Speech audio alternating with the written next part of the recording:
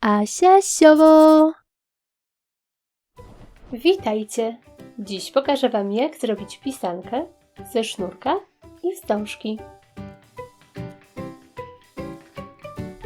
Szczegółową listę wszystkich potrzebnych przedmiotów znajdziecie w opisie tego filmu.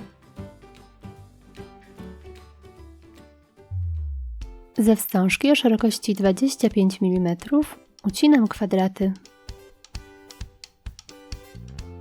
Składam na pół,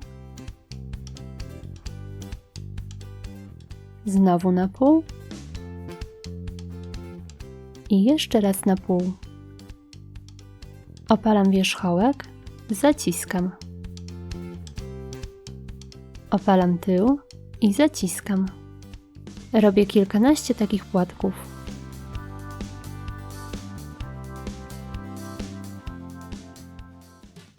Ze wstążki wycinam niewielkie liście.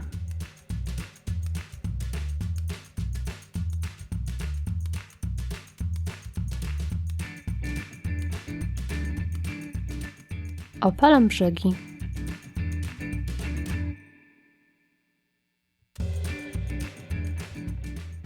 Zaczynając od dołu, owijam jajko sznurkiem.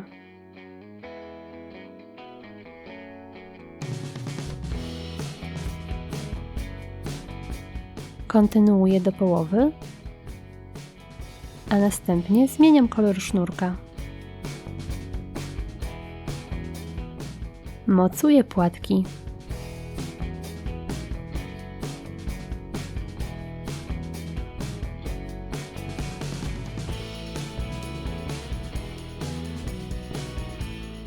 Przyklejam liście.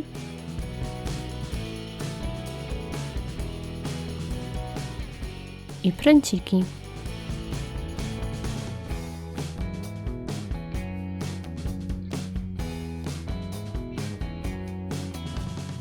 Na koniec dodaję kwiaty.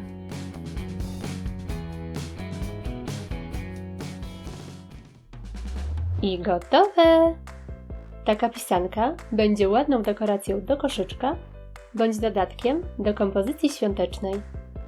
Inne pisanki z użyciem sznurka oraz wstążki znajdziecie na moim kanale. Jeśli podoba Wam się taka pisanka, zostawcie łapkę w górę. Pozdrawiam! Pa, pa!